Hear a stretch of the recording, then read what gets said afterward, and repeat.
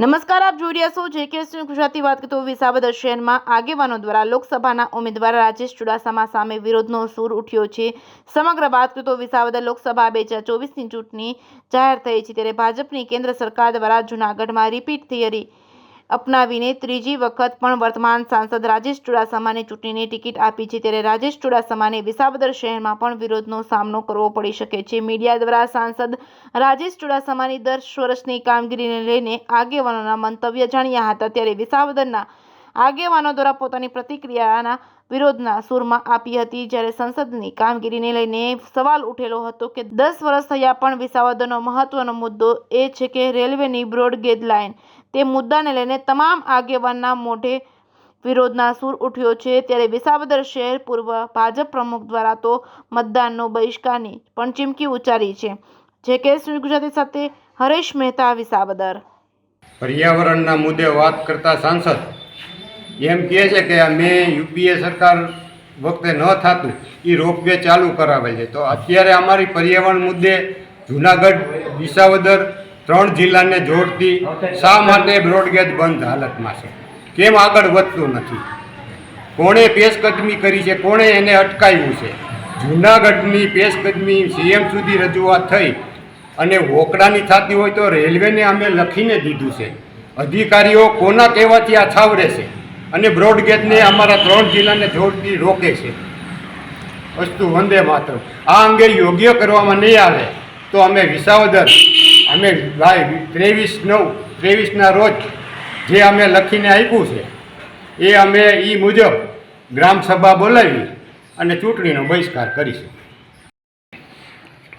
ઇલિયાસભાઈ, આગામી ચૂંટણીને અનુલક્ષીને જે વિસાવદરના જે પ્રશ્ન છે એ પ્રશ્ન વિશે તમે શું કહો છો? સાંસદની કામગીરી વિશે શું કહો છો? હું સંભાવ મિત્ર મંડળ પ્રમુખ. વિસાવદરની અનેક સમસ્યાઓ છે, જેમાં કે બસ સ્ટેન્ડ છે, રેલવે સ્ટેશન છે, ગામના અનેક પ્રશ્નો છે, જેની અનુલક્ષી અમે વારંવાર સંસદને રજૂઆત કરે પણ એમાં કંઈ અમને યોગ્ય કાર્યવાહી કરેલ નથી.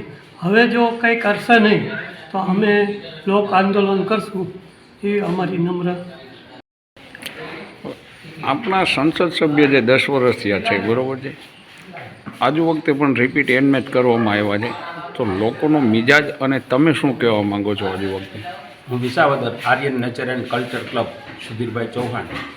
વર્તમાનના જે અત્યારના આપણા રાજેશભાઈ ચુડાસમા 2 ટર્મ ચૂંટાયેલા છે અને ત્રીજી ટર્મ માટે મેદાનની અંદર ઉતરી રહ્યા છે, તો પર્યાવરણની વાતે જે રેલવેમાં વિસાવદરને હળાહળ અન્યાય થાય છે, જૂનાગઢને ફાટકલેસ કરવાની એમની જે માનસિકતા છે એની સામે અમને કંઈ વાંધો નથી. આખા ગુજરાતની અંદર ઘણી જગ્યાએ ફાટક બાધારૂપ થતું હોય છે, તો એની સમસ્યાનું નિરાકરણ થાય છે. પણ વિસાવદરના ભોગે જૂનાગઢને ફાટકલેસ કરે એ અમને મંજૂર નથી. એની અંદર સૌથી વધારે જો રસ લેતી વ્યક્તિ તરીકે, રાજકીય વ્યક્તિ તરીકે અમે ગણીએ તો એ રાજેશભાઈ ચુડાસમા છે.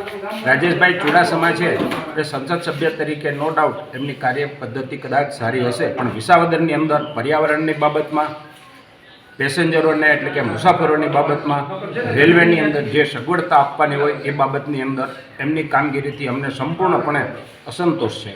આ એમની જે પદ્ધતિ છે એ યોગ્ય નથી. ફાટકલેસની જે વાત કરે છે એ કદાચ સાચી હશે, પણ વિસાવદર છે જંકશન 3 જગ્યાએ જોડતું રેલ માર્ગ છે અને એની અંદર જે સુવિધાઓ મળવી જોઈએ, ખાસ તો સત્તાધારને ધ્યાનમાં રાખી, શાસનને ધ્યાનમાં રાખી અને સોમનાથને ધ્યાનમાં રાખી એને અમારી વિસાવદરની ભૂતકાળની અંદર જુદી જુદી સંસ્થાઓ, ચેમ્બર ઓફ કોમર્સના માધ્યમથી અમે આંદોલનો ઉપર ઉતરેલા છે. ત્યારે વર્તમાન સરકારના જે સત્તાધીશો હતા એમના તરફથી અમને કોઈ જાતનો સહકાર નથી મળ્યો. આ બાબતે અમને સંપૂર્ણપણે અસંતોષ છે. જો આ નીતિ એમની રહેશે તો આગામી ચૂંટણીની અંદર કદાચ વિસાવદરની પબ્લિકનો મિજાજ છે એનું ભોગ પણ બનવું પડશે. તો આ વાતને અમારી એમને ચીમકી ગણો તો ચીમકી અને સૂચન ગણો તો સૂચન, આ વસ્તુને ધ્યાનમાં રાખી અને સાંસદશ્રીએ વિસાવદરને કોઈ પણ જગ્યાએ રેલવેની બાબતમાં અસહકાર ન થાય, સગવડતા મળે એવું એમનું વર્તન અને વ્યવહાર હોવો જોઈએ. અસ્તુ વંદે માતરમ, ભારત માતા કી જય. દિલીપભાઈ, આ સંસદની ચૂંટણી જે આવી છે એમાં રાજેશભાઈ ચુડાસમાની 10 વર્ષની જે કામગીરી છે એ તમે કહેશો મીડિયાને? હું ચંબા પ્રેસિડેન્ટ દિલીપ કાનાપા. હું રેલવે સામે રોડ ગેટ માટે અવારનવાર ઉપવાસ પર બેઠો, પણ આ ભાઈ ગામમાં આવ્યા છતાંય મળવાની થતી નથી. બીજી વાત એ છે, આપણે જંગલનો રોડ વર્ષોથી આ મંજૂર કેશુ બાપા વખતથી થયેલો છે. આ કોઈ આ ભાજપની સરકારે કાંઈ હેલ્પ કરી નથી કે એમાં કોઈ કાર્યવાહી કરી નથી. વિસાવદરમાં શહેરની અનેક સુવિધા, વિસાવદર રેલવે સ્ટેશન એકદમ બંજર હાલતમાં, કે માણસ જો ભૂલમાં જરીક ભૂલ ખાઈ જાય તો પડી જાય ને એને હોસ્પિટલે જવું પડે. એને તો બહારના જુનાગઢ અને વેરાવળ બે જ દેખાય છે. બાકી વિસાવદરના આ 4 તાલુકાને જોડતી ટ્રેન છે. આ વિસાવદરનું રેલવે સ્ટેશન તાલાળા, ગીરગઢડા, ઉના, કોડીનાર, વિસાવદર, આમ ધારી, ચલાળા, પણ કોઈ બાબતમાં એને રસ જ નથી. અને હળાળ વિસાવદર તાલુકાને અને 5 તાલુકાને અન્યાય કરેલો છે. ભારત માતા કી જય. બોલો. વિસાવદર વિશ્વ હિન્દી પરિષદ સભ્ય શ્રી જયપ્રકાશ છતાણી કે આજરોજ મારે થોડુંક કહેવાનું છે કે વિસાવદરના સાંસદ સભ્ય શ્રી રાજેશભાઈ ચુડાસમાને અનેકવાર બ્રોડગેટની રજૂઆત કરવા છતાં પણ કોઈ પણ ધ્યાનમાં લીધેલ વસ્તુ નથી. કોરોના કાળમાં અમે જ્યારે ટ્રેનમાં આંદોલનમાં બેઠા ત્યારે રાજેશભાઈ કોઈ પણ વસ્તુનું ધ્યાનમાં રાખેલ નથી. અને નારાયણભાઈ કાછડિયા જે સંસદ સભ્ય અમરેલી, એણે આ અમરેલી વેરાવળ ટ્રેન ચાલુ કરાવે, બાકીની કોઈ પણ ટ્રેન નહીં ચાલુ કરતા અમે આંદોલનમાં ચેમ્બર ઓફ કોમર્સ તેમજ દરેક જાતની સંસ્થાઓ અમારી સાથે બેસી અને આંદોલન ઉપવાસ માથે બેઠેલા. ત્યારે અમારી કોઈ પણ જાતની કોઈ પણ મુલાકાતે આવેલ નહીં. અને વિરોધ પક્ષના નેતા આવેલા, એણે અમારી બધી ટ્રેનો ચાલુ કરાવી દીધેલ છે. જય ભારત, જય હિન્દ.